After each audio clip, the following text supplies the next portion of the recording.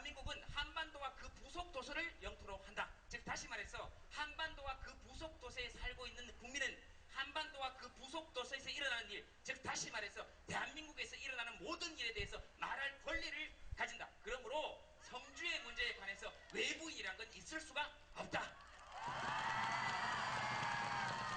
왜냐하면 대한민국의 문제이기 때문에 그렇습니다. 헌법을 기반으로 모두 말씀드리고 있는 것입니다. 대한민국 헌법 제2조 대한민국 국민이 되는 요건은 법률로 정한다. 즉 다시 말해서 여기 있는 모든 사람들은 법률로 대한민국 국민이다. 즉 다시 말해서 1조 1항에 의거해서 법률에 의해서 대한민국의 모든 결정되는 사항에 권력을 가지고 있는 대한민국 국민이라는 것이 대한민국 헌법 제1조 1항 그리고 헌법 2조 헌법 3조에 나타나 있습니다. 근데 여기에 대해서 이야기하는 것을 너희들은 이야기하지 말라라고 이야기하면 1948년에 제정되어서 좌우 진보 보수를 막론하고 우리 할아버지 할머니들이 제정해 놓으신 헌법 정신 자체를 근본적으로 전면으로 반대하는 겁니다. 그러면 헌법에 반대하는 사람들을 뭐라고 하느냐? 우리는 빨갱이라고 합니다.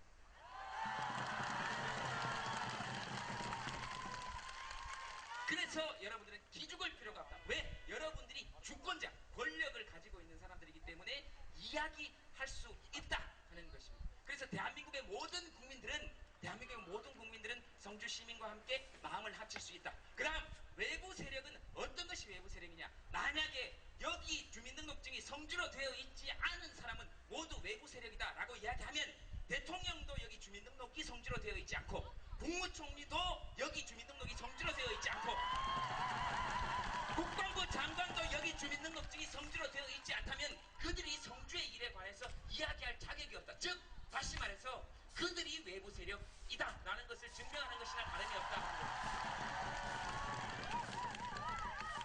그리고 만약에 이야기를 조금 더 하면 진짜 외부 세력이 어딘지를 살펴봐야 됩니다. 이봐라, 선배가 끌고 가면 어쩔 수가 없다 이거. 진짜 외부 세력이 무엇인지를 살펴봐야 됩니다. 여기에서 주민등록, 즉 다시 말해서 주민등록증이 대한민국으로 되어 있는 대한민국의 주권자들은 누구든지 한반도에 배치되는 무기체계에 관해서 이야기할 자격이 있다. 그런데 진짜 외부 세력은 무엇이냐? 사드는 주민등록증이 대한민국으로 되어 있지 않습니다. 그래서 지금 현재 성주에서 외부 세력이라고 이야기할 수 있는 것은 오로지 사드 하나밖에 없습니다. 그래서 여러분들은 지금 외부 세력을 배격하고 있는 것이지, 그런 논리로 따지자면 조선의 임진왜란이 일어났을 때 모든 의병장들이 경북 성주에서, 경북 영천에서, 그 다음에 전라도에서, 경상도에서, 충청도에서, 그러면 충청도에서 일어나는 의병이 경북 땅을 지키고자 오면 그게 외부 세력이라고 할 수 있습니까? 그럴 수 없습니다. 왜냐하면 대한민국의 일이기 때문에 그렇습니다. 그때 당시 임진왜란이 일어났을 때 외부 세력은 누구였느냐? 백성들 전부 버려두고 강가에 가서 죽더라도 천자의 나라 명나라에 가서 죽겠다라고 얘기했던 임금과 신하들이 외부 세력인 것이지, 그때 일어났던 의병들은 단 한 번도 외부 세력이었던 적이 없다 이 말입니다. 그럼 우리 헌법 제10조 행복추구권입니다. 모든 국민은 인간으로서의 존엄과 가치를 지니고 국가는 개인이 가지는 불가침의 기본적인 인권을 확인하고 이를 보장하는 의무를 지고 모든 국민은 행복을 추구할 권리를 가진다. 헌법 제11조 모든 국민은 법 앞에 평등하다. 대한민국에서 어떠한 특수계급의 창설도 인정되지 아니하고 그 창설된 특수계급은 국민 위에 군림할 수 없다. 헌법 제11조입니다. 헌법 제12조 모든 국민은 신체의 자유를 가진다. 그래서 그런 정당한 헌법적 권리를 주장하는 것을 주권을 가진 국민들이 할 수 있는 가장 당연한 권리로 인식할 수 있어야 합니다. 헌법 제15조 직업 선택의 자유입니다. 여기에서 성주에서 자매를 키우고 농사를 짓고 여기 성주에서 공부를 할 수 있는 권리, 헌법 제21조 헌법 제21조 집회, 결사, 표현의 자유. 즉 여러분들이 하는 모든 일은 대한민국 헌법에 기반을 두고 있는 것이기 때문에 여러분들에게 빨갱이라고 하거나 여러분들에게 종북이라고 하는 사람들은 반헌법적인 그들이 말하는 프레임에 그들이 갇히고 있다는 것을 여러분들이 똑똑히 알아두시면 됩니다. 그래서 우리 헌법 전문에 보면 어떻게 되어 있느냐? 이렇게 되어 있습니다. 유구한 역사와 전통에 빛나는 우리 대한국민은 3.1운동 정신으로 건립된 임시정부의 법통을 계승하고 불의에 한가한 4.19 민주 이념을 계승하고 그리고 그 목표가 무엇이냐 이렇게 되어 있습니다. 제일 마지막에 헌법 제일 마지막에 우리와 우리 자손들의 안전과 행복을 영구히 확보하는 것이 우리 헌법의 목표입니다. 그래서 성주의 사드 배치뿐만이 아니라 한반도의 사드 배치를 반대한다라고 얘기하는 운동으로까지 나아갈 수 있는 것은 우리 자손들의 안전과 안녕을 보장하려면 한반도의 평화 체제가 정착이 되어야 한다는 것입니다. 그래야 여기 앉아있는 중학생, 고등학생 아이들은 한반도에 제가 지금 하고 있는 이야기는 대통령께서, 국무총리께서, 국방부 장관께서 그렇게 얘기했습니다. 국방부 장관의 얘기부터 짚어드리겠습니다. 사드가 배치되면 그 앞에 가서 서 있겠다 이렇게 얘기했습니다. 국방부 장관이 서 있어야 할 곳은 사드 앞에 아니고 북한군 앞에 서 있어야 됩니다. 아니, 북한군 인민무력부장 앞에 서 있어야지. 아니, 100번 양보해도 우리 무기 앞인 사드 앞에 서서 자기가 레이더를 가리면 그 설치할 이유가 뭐가 있습니까? 아니, 뭐가 있습니까? 상식적으로 말이 안 되지 않습니까? 그 다음 대통령께서 이렇게 말씀하셨습니다. 성주에 사드를 배치하는 게 아니면 대안을 제시해라 이렇게 얘기했습니다. 대안을 제시해라. 지금부터 대안을 제시해 드리겠습니다. 그런데 그거 하기 전에 한 가지만 짚고 넘어가겠습니다. 그런 대안 제시하라고 공무원들한테 월급 주는 겁니다. 그런 대안 제시하라고 대통령한테 월급 주는 거고 공군 1호기 태워주는 거고 해외 순방할 때 우리 세금 주는 거고 그런 대안 제시하라고 국민들을 불안에 떨지 않게 하라고 사드 배치 같은 거 없어도 2014년 기준 전 세계 기준으로 무기 수입 1위인 우리나라면 충분히 북한 정도 되는 나라는 막아낼 수 있으니 걱정하지 말고 생업에 종사하시라는 게 국가의 목표 아닙니까? 외부 세력이라고 일컬어지지만 외부 세력이 아닌 대한민국 국민의 한 사람으로서 늘 지지하고 응원하겠습니다. 여러분 고맙습니다.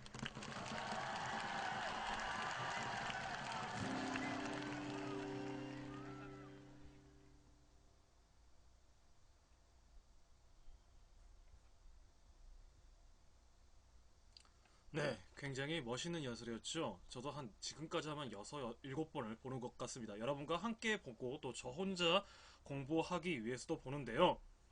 어떻습니까? 단순히 그냥 웃긴 개그맨 정도로만 알고 있었던 김재동 씨의, 방송인 김재동 씨의 이 언변을 보면서 지금 한반도 사드 배치에 대한 궁극적인 것, 그리고 국가란 무엇이고 역사란 무엇인지 대해서 살펴보게 되었습니다. 김재동 씨 때문에 저도 요즘에 책을 한 권은 다른 걸 정해서 하나 읽고 있는데요. 바로 박흥순의 헌법의 발견이라는 책입니다. 여러분도 이 책을 함께 봤으면 좋겠고요. 조만간 제가 오마이뉴스를 통해서 서평을 쓰도록 하겠습니다. 그래서 함께 읽으면 좋겠고요. 특히 오늘 이제 잠깐 뉴스 기사를 살펴보고 여러분과 한 챕터 대한민국은 민주공화국이다 해서 김재동 씨는 이 공화국의 의미를 밥을 함께 나누어 먹는다라는 식으로 이제 의미를 해석했는데 인문학자들이 보는, 그러니까 시민학자들이 보는 이 헌법 1조 1항을 어떻게 보는지 여러분과 간단하게 챕터를 조금 이따가 읽어보도록 하겠습니다. 그리고 이제 계속해서 우리가 시사 브리핑 이어서 하도록 하겠습니다. 성주에서 쓰여진 글 목소리 한번 대신해서 제가 그 기사문 읽어드리겠습니다. 4138님 반갑습니다. 어서 오십시오. 반갑습니다.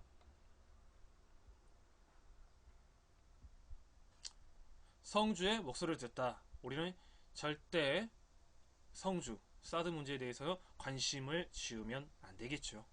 보겠습니다. 영남일보에 실린 기사입니다. 오히려 조중동 중앙 언론지보다 이런 지역 언론에 있는 내용들을 읽어주는 게 훨씬 더 좋은 것 같아요. 요즘은 이임탁 노점 연합회 총무 이야기입니다. 계속해서 이걸 싣고 있는 것 같아요. 그중 이제 8월 13일 오늘자로 쓰여진 기사를 여러분과 함께 공유하겠습니다. 장날에도 손님이 없어 매출 확 줄었어요. 활기 넘치던 곳 사드로 초토화. 하루빨리 모든 게 회복됐으면 결국 이런 말은 무엇일까요? 우리가 커피숍에 가서 커피를 마시던 거와 마찬가지로 네, 아니면 편의점에 가서 담배 하나를 사던 일상처럼, 또는 친구들하고 술 한잔 했던 그 일상으로 되돌아가고 싶다는 거죠.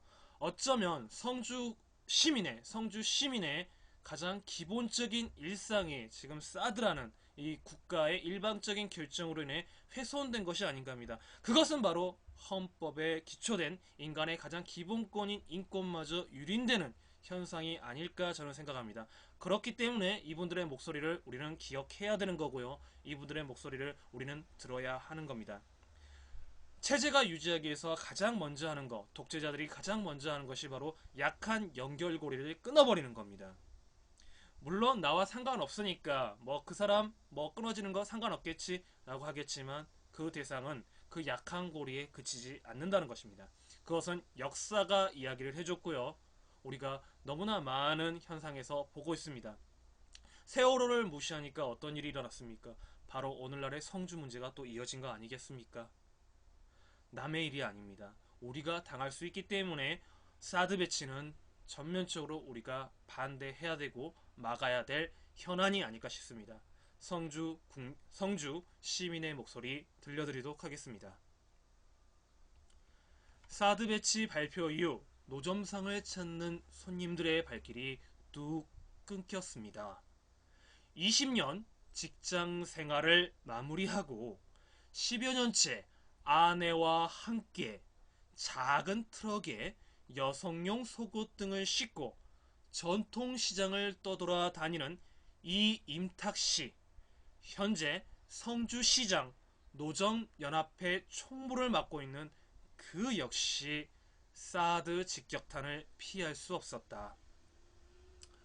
이곳저곳 전통시장이 열리는 날이면 어김없이 좌판을 펴놓고 손님과 만나요. 즐겁거든요. 하지만 요즘 성주에만 들어오면 벙어리가 됩니다. 사드 때문입니다. 성주시장은 그동안 영남권에서도 아주 잘 된다고 소문이 난 곳 중 한 곳이었다. 이 씨는 물건값을 깎아주는 재미가 있어 언제나 즐거웠던 곳이 바로 이곳 성주시장이었는데 최근엔 그 정치를 찾아보기 어렵다며 안타까워했다. 이 씨는 지난해 이맘때 즈음엔 여름 휴가철을 맞아 전통시장에 들르는 관광객들이 참 많았다며 하지만 요즘은 하루에 만나는 고객을 일일이 다 기억할 정도라고 했다. 특히 사드 배치 발표 이후에는 성주 군민마저도 장을 보러 나오는 사람이 눈에 띄게 줄었다며 한숨을 내쉬었다. 성주시장 현대화 산업 이후 노점 상인들이 시장 옆 노상에서 2,000변으로 밀려난 것은 지난해 10월 말쯤이다. 당시 45개 정도의 노점상이 이곳 2,000변의 자리를 잡고 영업을 했지만 12일에는 10여 개도 채 되지 않았다. 폭염에 사드 전국까지 겹치면서 기름값도 못 버는 날이 많아지자 아예 장사를 포기한 것. 이 씨 역시 하루 매출이 40만원에서 4만 내지 5만으로 수직 하락했다. 거의 10분의 1로 떨어졌다. 그죠? 이 씨는 시장이란 건 수백 년 동안 자연스럽게 필요에 의해서 생기는 것이다. 전쟁이 난 것도 아닌데 단지 사드 배치 말 한마디에 시장이 초토화됐다며 하루빨리 모든 게 회복되기를 간절히 바란다고 말했다.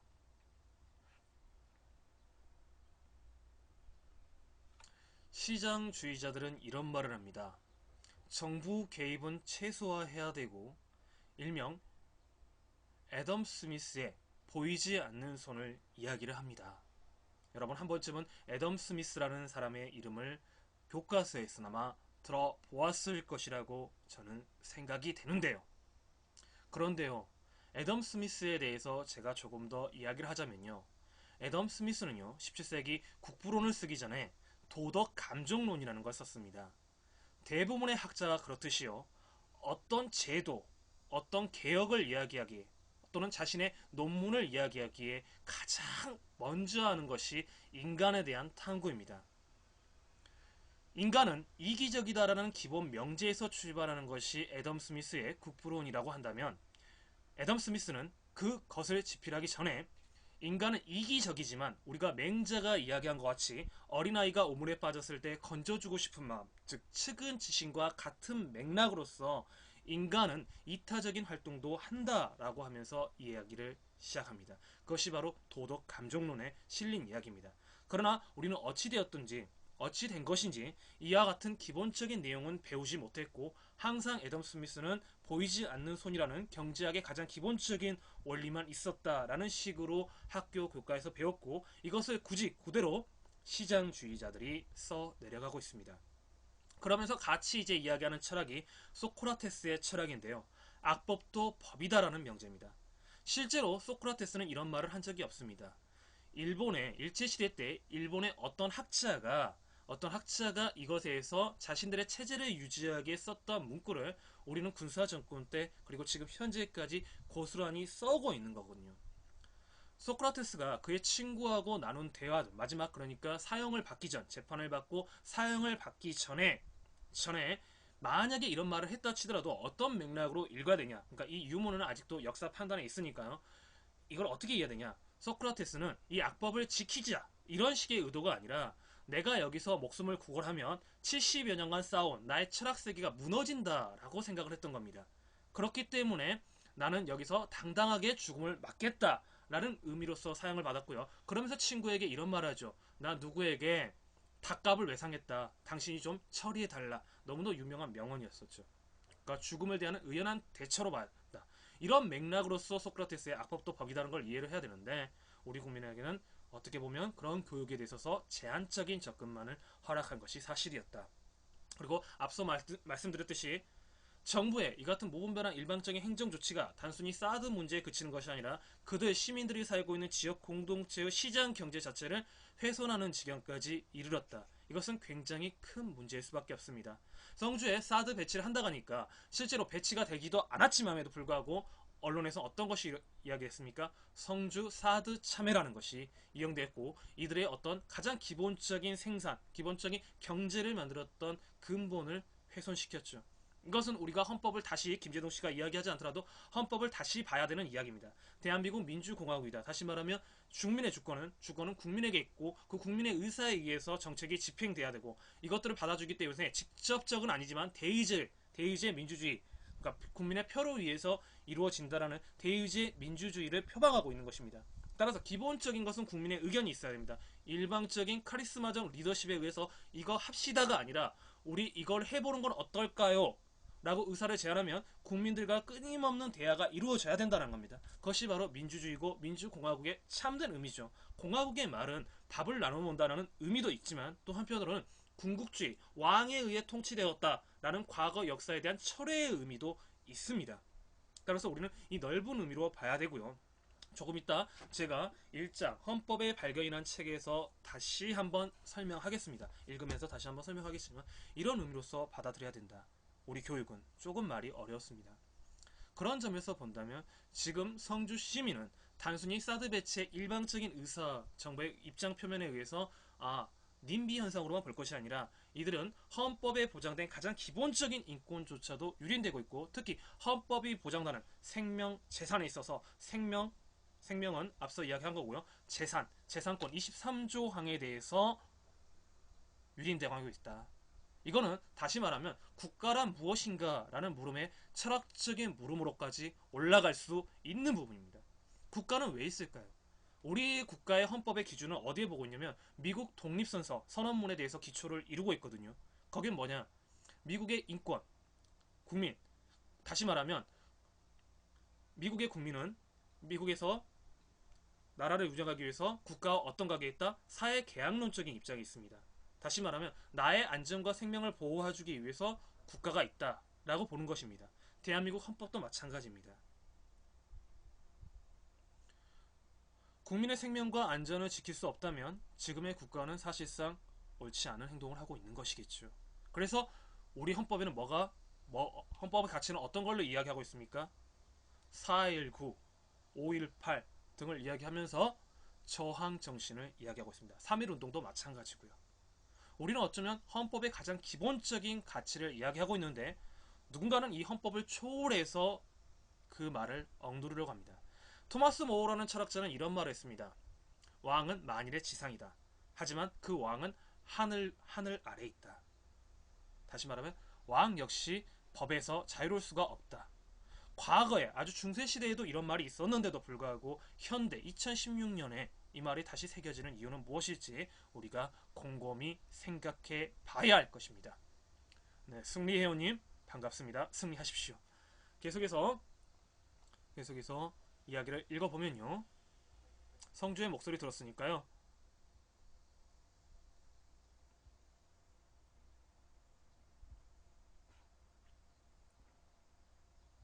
세월호 이야기 어떻게 되고 있는지 또 한번 관심을 한번 가져보도록 하겠습니다. 아시아 경제에 실렸던 8월 13일자 기사입니다.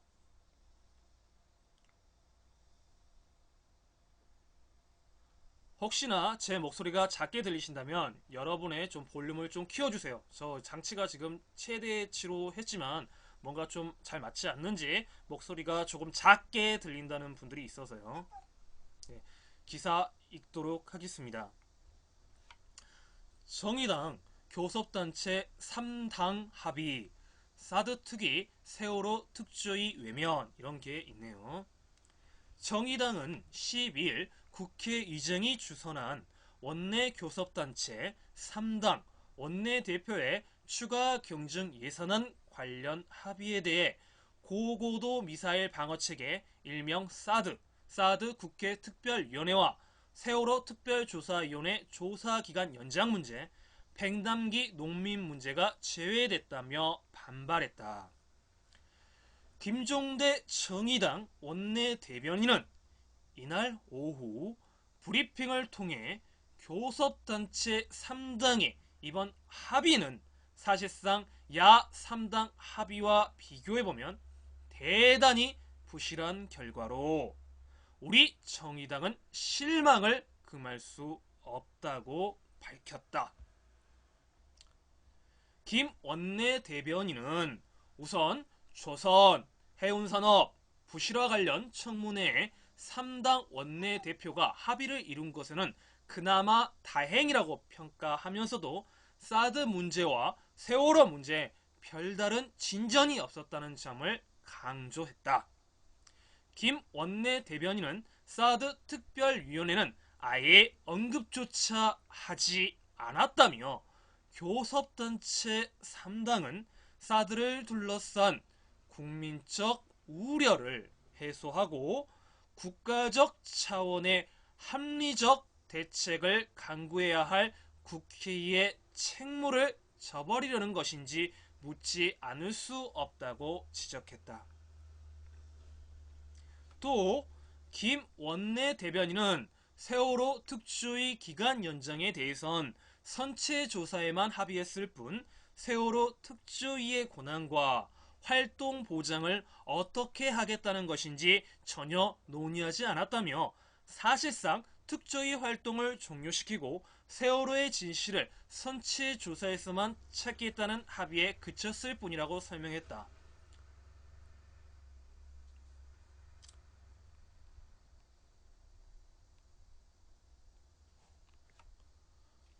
단순히 그러니까 책임 논란에서 빠지겠다 뭐 이런 식의 이야기인 거죠.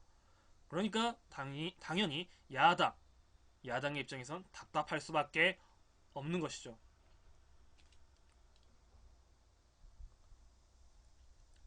선긋기, 일단의 선긋기다. 좀 더 본질적인 세월호 당시에 왜 해경은 구조하지 않았는가, 세월호 당시 그 제주로 갔던 철근의 이야기는 어떻게 되는가, 이런 것들에 대해서는 조사하지 않고 선체 자체만 보겠다는 일종의 선긋기로 우리는 이해가 되는데요. 그래서 조금은 답답하다라는 생각도 듭니다. 김 원내대변인은 이번 3당 합의는 대부분 새누리당의 입장이 관철된 졸속 합의라며 국회 운영이 여야가 한 발씩 양보하여 합리적 절충을 도모하는 것인데 이번 합의는 사실상 국회 운영의 결재권자가 새누리당이라는 것을 확인해 준 셈이라 밝혔다. 이게 조금 극단적인 표현일 수도 있겠지만 정의당에서는 이렇게 판단하고 있다라고 우리는 미루어 짐작하면 될 것 같습니다.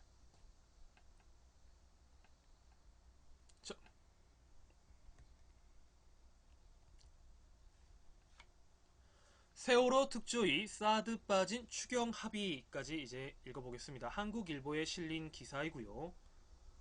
여야는 오는 20일 추가 경정 예산안에 국회 본회의 처리에 합의했지만 갈등의 불씨는 여전하다. 세월호 특별조사위원회 활동 시한 연장 등 여야가 첨예하게 맞서는 현안 논의를 추경안 처리 이유로 밀어놓은 탓이다.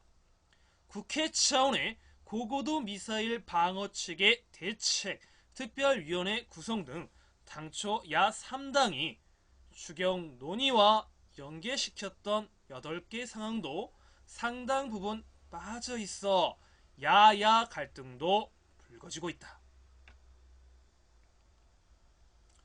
새누리당과 더불어민주당, 국민의당은 이날 추경안 처리에 전격 합의하면서도 세월호 선체조사와 관련해서는 그 필요성을 확인하는 데 그쳤다. 핵심 쟁점인 선체조사의 주체와 시기도 향후 원내대표들이 합의해 정하기로 했지만 접점 찾기가 쉽지는 않을 전망이다. 야당은 선체 인양 후 선체조사를 위해 특조위 활동 연장이 필요하다는 입장이지만 새누리당은 별도 조사위원회를 국회에 꾸리는 방안을 마지노선으로 제시하고 있다. 야당이 추경안과 연계 처리를 시사했던 누리과정 예산안 편성 문제도 추 논의키로 하고 일단 봉합했다. 교섭단체 3당 정책위원장과 경제부총리, 사회부총리가 참여한 여야 정책협의체를 구성해 예산 확보 방안을 도출키로 한 것이다.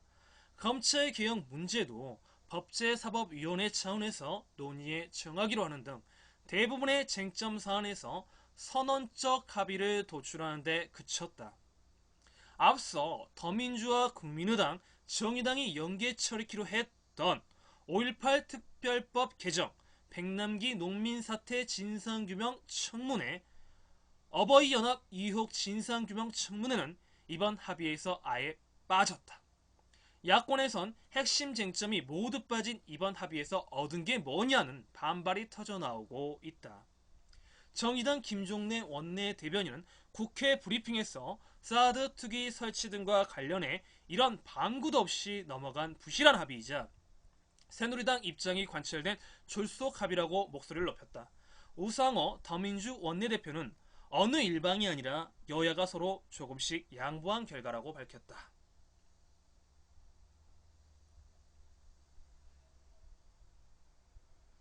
그러니까 정의당과 그 다음에 더불어민주당의 입장 차이에 약간 노선 갈등이 있다라는 걸로 우리는 읽어지게 되는 것이죠. 아무래도 더민주는 제1당이다 보니까 제1야당이다 보니까 조금은 신중론을 끌고 가는 것 같고요. 정의당은 이렇게 하는 게 맞는 것 같습니다. 다만 국민의당의 이야기가 없어서 기사에 조금 없어서 그것은 조금 아쉬운 점이 아닌가 싶습니다.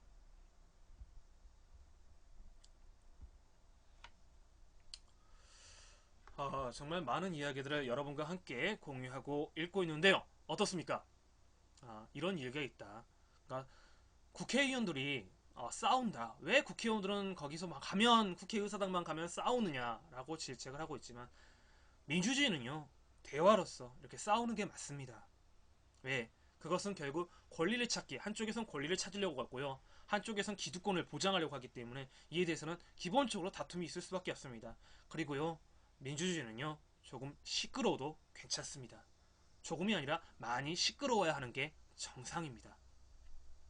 거기에는 국민의 일반적인 권리 그리고 국민이 생활해야 되는 생활적인 권리 이런 것들이 모두 들어있기 때문에 법 하나를 제정할 때도 신중할 수밖에 없고 또한 잘못된 것에선 잘못됐다고 말해야 되기 때문에 조금은 그리고 많이 시끄러워야 합니다. 시끄러운 것만 가지고 부각하는 일부 언론에서의 활동을 여러분이 비판해야 하는 이유도 바로 여기에 있는 것입니다.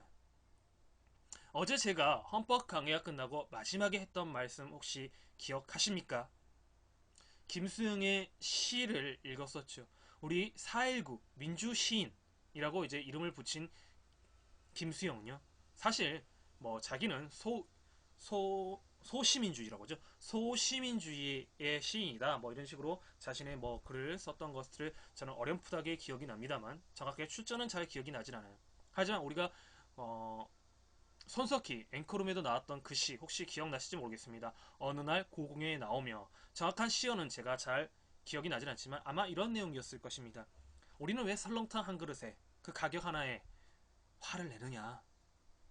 정말 근본적인 것에서 화를 내야 되는데 정말 화가 나는 것은 따로 있는데 우리는 소시민적 그 기질로 작은 것에 너무 연연하고 있다 라는 메시지였던 걸로 기억이 되는데요. 지금 우리가 화를 내야 되는 건 바로 이런 겁니다. 단순히 연예인 기사를 읽고 연예인에 누가 결혼했다, 누가 연애를 한다 이런 식의 기사에 매도될 것이 아니라요. 정말 화가 내야 될 것, 화를 내야 될 거는 지금 작은 연결고리를 누군가 끊고 민주주의를 짓밟으려 한다. 헌법에 보장된 민주주의를 짓밟으려 한다. 그러면 우리는 그 부분에 대해서 화를 내야 되는 겁니다. 바로 살만 루슈디가 말했던 분노하라의 가장 기본적인 메시지인 것이죠. 여러분과 함께 저는 이제 김재동 씨가 이야기했던 뭐 전체적인 헌법 내용을 쫙 설명하면 좋겠지만 제가 그만한 지식이 없기 때문에 책에 나와 있는 내용 대한민국은 민주공화국이다 라는 이 챕터를 한번 좀 길어요. 좀 긴데 여러분과 한자 한자 읽으면서 원래 제 첫 방송의 시작은 책 읽는 거였습니다. 조금 지루하시더라도요. 천천히 읽을 테니까요. 한번 들어봐 주시면 감사하겠습니다. 우리가 왜 헌법을 배워야 되고 이 헌법의 메시지는 무엇이 있는지 박홍순이라는 선생님이 쓴 이 책을 통해서 민주시민의 정신을 한번 함양해 보는 시간 이것도 한번 유익할 것 같다라는 생각이 듭니다. 읽어보도록 하겠습니다.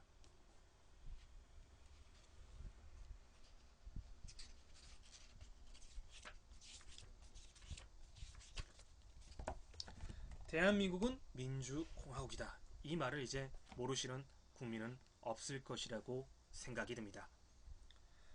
국가 정체성을 규정하다. 대한민국은 민주공화국이다. 우리나라 헌법 제1조 1항이다. 적어도 중등교육 정도 받은 국민이라면 누구나 아는 문장일 터다. 이 한 줄로 대한민국의 정체성이 밝혀지고 헌법 전체가 규정된다. 그렇기 때문에 중요하다는 말이겠죠. 즉 민주공화국이라는 정체성에 위배된다면 대한민국의 그 어떠한 법률과 정책도 정당성을 상실한다. 현재 모든 국가는 헌법을 통해 자기 정당성을 확인한다. 대부분 첫 조항은 민주주의와 공화국 규정에서 출발한다. 국가 정체성을 최초로 민주공화국에 둔 것은 1776년 미국의 독립선언이다.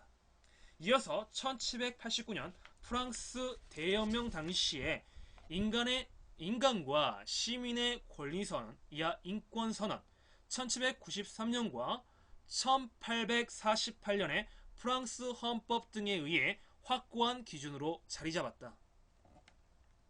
하지만 중요성에 비해 그 의미를 파고드는 사람은 많지 않다. 그저 의례적인 내용 정도로 치부하기 일수다. 혹은 민주적인 선거 제도를 갖춘 국가를 지칭하는 말로 넘긴다.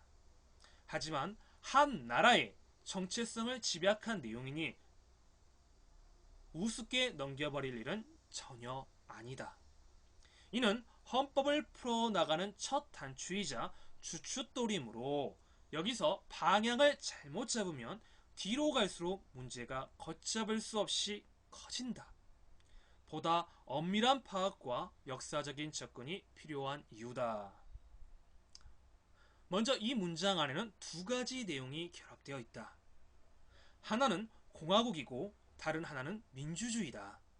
흔히 두 개념을 구별하지 않고 본래부터 한 쌍인 듯 생각하기 쉽지만 엄밀하게 보자면 이는 서로 다른 성격을 갖는다.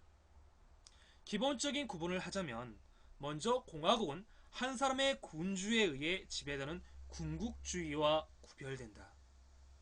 다수에 의한 공적 결정에 의존하는 나라가 공화국이다. 그리고 그 다수의 범위가 어디까지인가에 따라 서로 다른 공화 체제가 만들어진다. 귀족 내의 다수 결정에 따르는 사회라면 귀족적 공화제 성격을 띠게 된다. 그 범위가 일반 시민으로까지 확대된다 해도 고대 로마 공화제처럼 신문제에 기초할 경우 운영 방식은 공화정이라 할 수 있지만 민주공화국 체제는 아니다.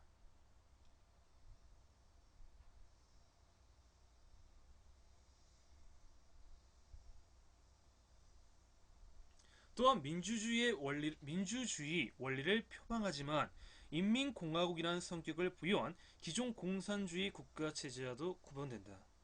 이는 직접 민주주의 요소의 지배적인 인민민주주의 체제를 지칭한다. 민주공화국은 주권이 모든 국민에게 있되 국민이 선출한 의원에 의해 법이 만들어지는 대의제, 즉 간접민주주의 정치체제를 근간으로 한다. 결국 민주공화국은 신문제에 기초한 귀족체제나 군주체제, 다수결을 부정하는 독재체제, 인민통치체제 등과 구별된다. 하지만 이는 서로 다른 체제와의 구분일 뿐 민주공화국 자체의 의미를 적극적으로 규명하는 방식과는 거리가 있다. 엄밀하고 풍부한 이해를 위해서는 공화국과 민주주의 각각의 의미로 심화해 들어가야 한다. 특히 역사 흐름 속에서의 공화국과 민주주의의 의미의 변화를 반영하면 헌법의 내용과 그 해석에도 변화가 나타난다. 20세기를 대표하는 법사상가 중 한 사람인 라드부르흐는 법제의 잠언에서 다음과 같이 강조한다. 헌법은 역사적으로 변하는 것의 흐름 속에 존재하는 견고한 것이며 민족 역사의 흐름에 대해 그 길을 예비해주는 탄탄한 것이다. 또한 헌법은 반대로 역사에 의해 심화되고 확대되며 변화되는 것이다. 마치 역사가 종종 자신을 메몰하여 흐르듯이. 모든 것은 변화 안에 있다. 자연만이 아니라 인간 사회를 구성하는 재반 조건과 상황도 계속하여 변화한다. 헌법도 인간 공동체 구성과 운영 원리를 닫는 이상 변화에서 자유로울 수 없다. 물론 양상과 속도에는 적지 않은 차이가 있다. 헌법은 핵심 원리만을 담았고 완고한 형태의 규칙이기에 더 견고하다. 하지만 이는 상대적인 견고함일 뿐 헌법 역시 역사의 산물이기에 여기에서도 시대와 상황 변화가 반영된다. 흥미롭게도 헌법은 역사의 흐름에 대해 그 길을 예비해준다.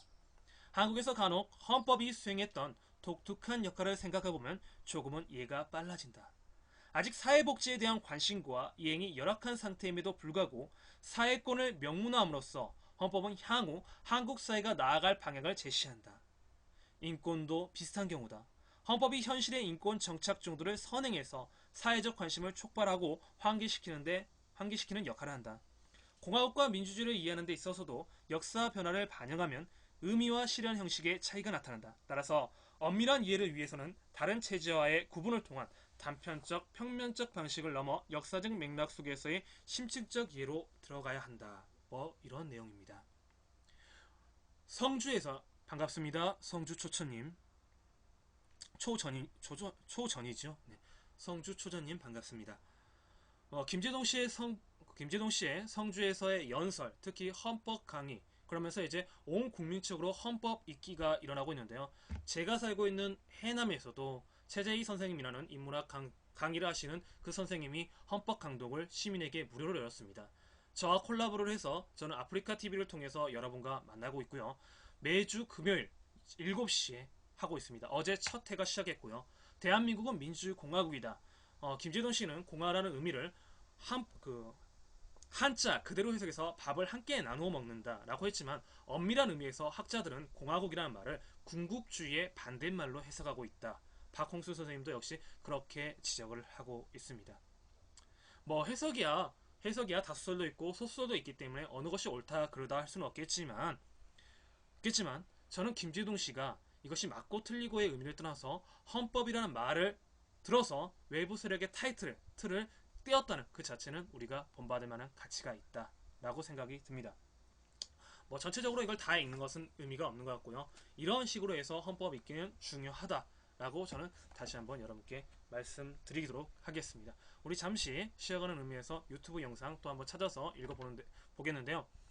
제가 여러분한테 보일 것은 협동조합에 대해서 한번 찾아서 여러분과 보는 걸로 하도록 하겠습니다. 협동조합.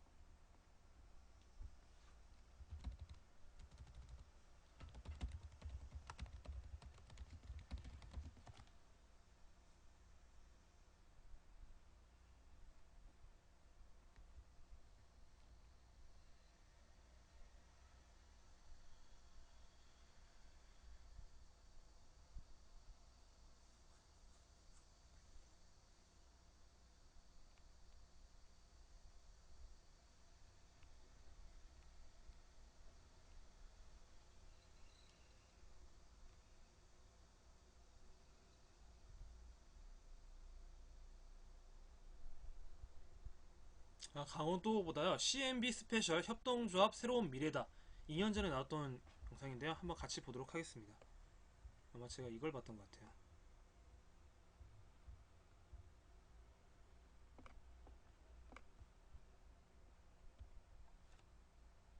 돕는가 하면 마을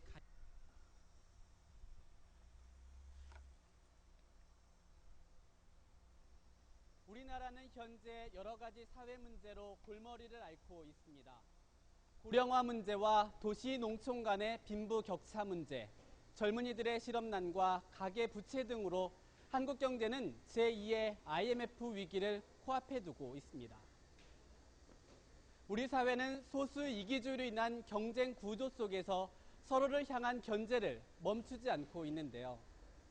이런 사회 문제를 해결할 수 있는 여러 방안 중에서 지역경제 활성화를 위한 대안이 새롭게 제시되고 있습니다. 지역경제 활성화를 위해 새롭게 주목받고 있는 협동조합. 중앙 집권화된 경제체제에서 벗어나 지역과 개인 경제를 활성화시킬 수 있는 대안으로 많은 사람들의 관심을 모으고 있는 새로운 경제체제가 바로 협동조합입니다. 여럿이서 뭉쳐서 뭐를 이렇게 같이 한다는 거는 알죠. 예. 근데 자세히는 예, 자세히는 잘 모르겠어요. 예. 이런 뭐 시장 저게 가지고 장사 유통 그런 거 아니에요? 농민들이 모인 단체. 농협 아니에요? 딴 것도 뭐 있어요? 잘 들어보진 못해요. 잘 모르겠어요. 협동조합은 말은 많이 들었는데 뭐 하는 건지를 모르겠어요. 은행인가? 농협인가? 잘 모르겠는데. 협동조합이란 과연 무엇일까요? 쉽게 말해 협동조합은 투자자가 주인인 주식회사가 아니라 조합원이 주인 형태로 이루어진 기업을 말합니다. 작은 이익도 조합원들끼리 똑같이 분배하는 것을 원칙으로 하는 협동조합. 함께 소유하고 민주적으로 운영되며 모두가 주인인 인간적인 기업 형태입니다. 우리나라는 2012년 협동조합 기본법이 제정됐는데 불과 1년도 채 안 돼 약 3,000개 이상의 협동조합이 새롭게 탄생했습니다. 협동조합 기본법이라고 하는 것은 정말로 요즘 많이 일반화됐습니다만 마음 맞는 사람들 누구나가 5명 이상만 모이면 협동조합이라고 하는 기업을 자유롭게 만들 수 있도록 법적으로 보장해주는 그러한 법률이라고 볼 수 있죠.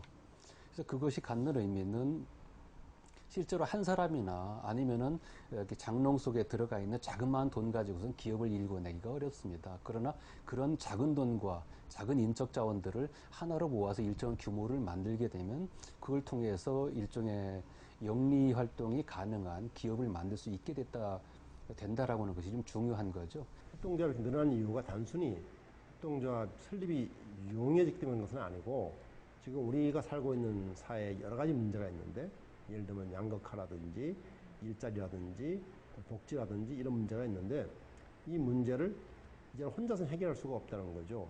다른 사람하고 같이 하지 않으면 해결할 수 없다는 것을 사람들이 알게 되었고 또 그것을 하는 가장 일반적인 방법, 가장 좋은 방법이 협동조합이라는 것을 사람들이 알아가고 있는 과정이다. 이렇게 얘기할 수가 있습니다.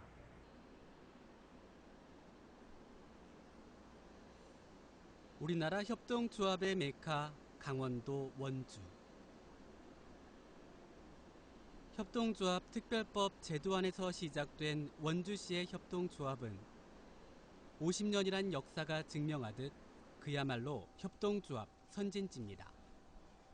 23개의 협동조합과 33개의 협동조합 관련 단체, 그리고 원주시 인구의 10%를 넘는 3만 5천 명에 달하는 조합원, 의료와 복지, 교육 등 다양한 분야에서 뿌리를 내린 협동조합은 연간 300억 원의 매출을 올리며 원주시의 성장 동력이자 지역 경제를 든든하게 지탱하는 디딤돌로 자리 잡았습니다.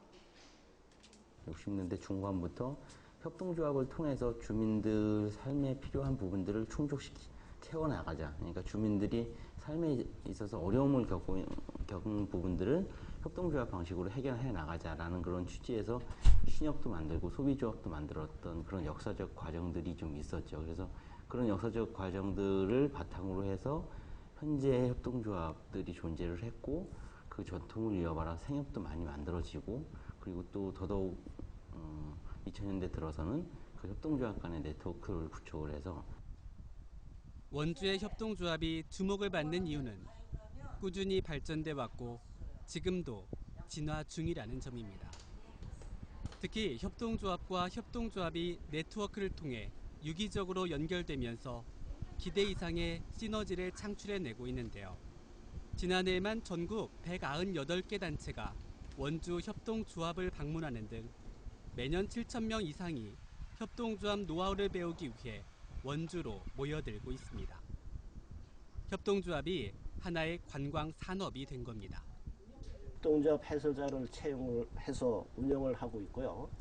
또 홍보물도 제작하고 지금 협동조합 홈페이지를 제작해서 운영 중에 있습니다. 또한 다양한 체험 프로그램을 마련하고 학생과 일반인들에 대한 그 협동조합 교육을 실시하고 이 원주시 문화관광자원과 연계해서 관광 상품을 개발할 계획으로 있습니다. 이처럼 원주가 협동조합 간의 네트워크를 통해서 또 하나의 거대한 협동조합을 만들며 한 단계 진화된 협동조합의 모습을 보여가고 있는 도시라면 홍성 홍동면은 협동조합을 중심으로 지역 공동체를 형성함으로써 이상촌을 이루며 살고 있는 협동조합 대표 마을입니다. 1958년 더불어 사는 평민을 교훈으로 시작된 풀무학교를 중심으로 협동조합은 천천히 성장해 왔는데요. 자그마한 마을에 협동조합 역사를 고스란히 담아놓은 홍성 홍동면, 그 이상촌 풍경을 들여다봤습니다. 내포 신도시 출범으로 인해 새롭게 주목받고 있는 충남 홍성. 국내 최초로 소비자 협동조합을 탄생시킨 곳이자 1969년 풀무신용협동조합을 바탕으로 40년 동안 협동조합을 유지시켜 왔습니다. 현재는 40여 개 단체들이 홍성 홍동면을 중심으로 활발히 활동하고 있습니다.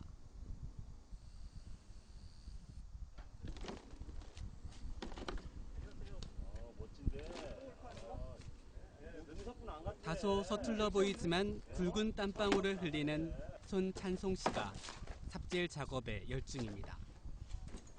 손 씨와 함께 집 짓기에 나선 이들은 모두 도시에서 시골로 귀농한 공통점이 있습니다.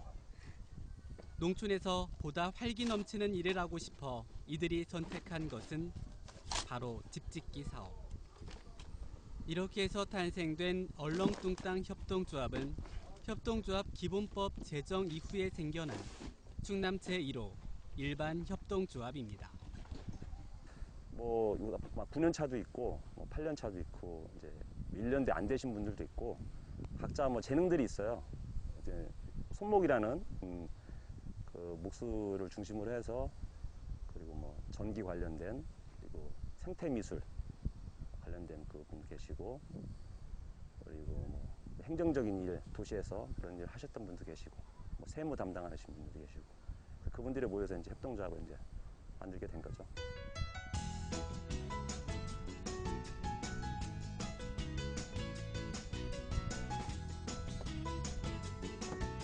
아직은 초보 집짓기 일꾼이지만 어느새 세 채의 집이 이들 손에 의해 완성됐습니다. 주택을 새로 짓는 것뿐만 아니라 귀농 후배들의 집이나 주민들의 낡은 집도 수리해주며 실력을 쌓고 있습니다. 수익 창출이 목적이 아니기 때문에 수리 비용이 비싸지 않은 대신 한 가지 조건이 있습니다. 집주인도 조합원들과 함께 집을 지어야 한다는 조항인데요. 갑을 관계가 아니라 서로 부대끼며 협동하는 협조적인 관계 조성을 가장 중요시하기 때문입니다. 도시에 살든 농촌에 살든 제일 어려운 게 관계 맺기인 것 같아요. 근데 도시에서는 이제 그 중심이 돈이었다면 시골에서는 일이죠. 노동이죠. 노동이 중심이 되어서 같이 관계를 맺다 보니까 땀 흘리면서 부대끼면서 하다 보니까 그 관계가 더 풍요롭죠. 그 가족보다 어떻게 보면 가족과 같은 가족이 더 늘어난 거죠. 이 가족이 이제 4인 가족에서 이 범위가 8명, 그 가족까지 포함하면 한 20명 정도 되는 거죠. 그것이 내 가족이라고 생각하면 뭐 세상에 부러울 게 없지 않나요? 밀어요, 저한테. 밀어? 네. 됐어.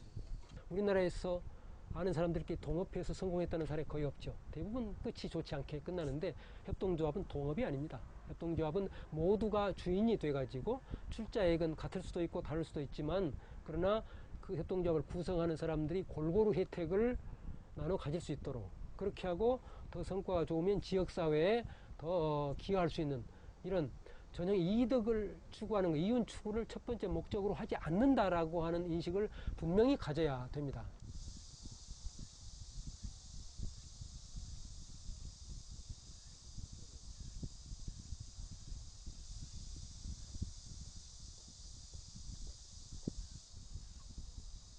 금산군 남이면의 한 시골 학교.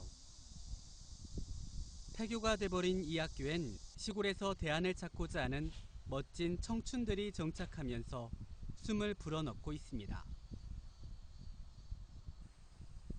충남에서 최연소 젊은이들이 만든 금산 별의 별골 협동조합. 7명의 젊은이들이 직접 농사도 짓고 대부분의 생활용품들은 만들어 사용하고 있으며 판매를 통해 이윤도 창출합니다. 이들이 공동생활을 선택한 이유는 자신의 삶을 개척할 기회를 스스로 찾기 위해서입니다. 그러니까 저희는 귀농귀촌을 꿈꾸는 청년들이었는데 청년들이 뭉쳐서 내려왔을 때 훨씬 살아남을 가능성이 많고 조금 더 이제 풍요로운 삶을 영위할 수가 있는데 이제 지역에는 워낙 청년들도 없고 청년들을 위한 인프라도 많이 부족해요. 근데 청년들이 모여 살면서 조금 더 그런 것들을 해결해 나가고 이제 같이 살면서 좀 더 효율적으로도 살 수 있고 재미나게 살 수 있고 좀 청년들을 위한 문화도 즐길 수 있고 대학 입시와 취업 준비로 치열한 경쟁이 펼쳐지는 현실 속에 자신을 향해 과감히 도전장을 내민 청춘들. 이들은 함께 먹거리를 준비해서 밥을 지어 먹고 가위바위보를 해서 설거지 당번을 정하며 공동생활에 자신을 맞춰갑니다. 사회적 인간으로 살아가는 조건들을 충족시키기란 만만치 않지만 그들만의 공동생활이라는 테두리 속에서 또 하나의 사회를 만들어가고 있는 중입니다. 저희는 청년들이 조금 더 자립적인 생활을 하면서 지역에서 착한 비즈니스를 하고 좀 지역과 연결하는 그런 작게 벌고 더 많은 사람들이 이득이 가는 산만한 비즈니스라는 방식으로 이제 수익 구조를 만들려고 해요. 그 중에 하나로 이제 어린이와 청년들을 대상으로 하는 자립 캠프 그리고 이제 저희가 생산하는 친환경 물품 그리고 그 외에도 여러 가지 그 비즈니스 사업들을 연구하고 준비해 가고 있는 과정입니다. 경쟁을 하며 꿈을 쟁취하는 것이 아니라 협동과 배려를 바탕으로 꿈을 키워가는 청춘들. 대안적이고 생태적인 삶을 꿈꾸는 이 청년들은 마을 안에서 따뜻하고 재밌게 모여 살며 자연 속에서 지속 가능한 삶, 자급자족과 자립, 그리고 자치를 협동조합을 통해 당당히 이뤄나가고 있습니다.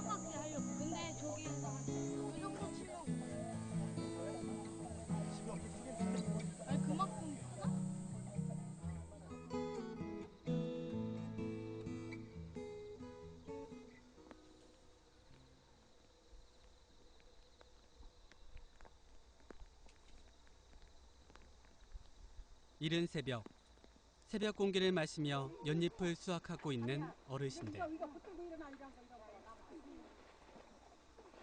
올해 12명의 동네 어르신들이 모여 연마을 협동조합을 설립했습니다. 연마을 협동조합의 평균 연령은 72세, 최고령은 80대입니다.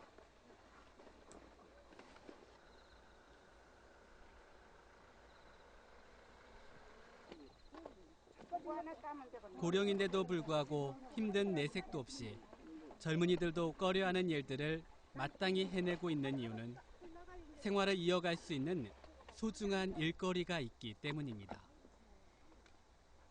마을 연축동이라는 동네 자체가 옛날부터 이 연밭이 있었고 앞으로 더 크게 하기 위해서 이 협동조합을 설립하게 됐고 더 많은 발전을 하기 위해서인데 이 협동조합을 우리가 이용을 해서 물건도 좀 많이 팔고 생산 많이 해가지고 좀 이 동네가 좀 부유한 동네가 됐으면 하고 서로 설립하게 됐습니다. 심각한 사회 문제로 떠오르고 있는 고령화와 핵가족 문제. 혼자 사는 노인 인구가 늘어나면서 궁핍으로 인한 우울증을 앓고 있는 노인 인구도 급속하게 늘고 있는 것이 현실입니다. 연마을 협동조합 어르신들은 일하는 즐거움도 함께 누리고 수익금의 일부를 불우한 이웃에 돕는가 하면 마을 간이상수도 보수공사도 지원하면서 마을을 살리는 데 앞장서고 있습니다. 우리 노인애들 그냥 심심한데 한 달에 얼마씩 사니까 그걸로 이제 용돈 쓰고 손자들 과일도 사주고 뭐 사탕도 사주고 그러죠. 그런 재미로 사는 거예요.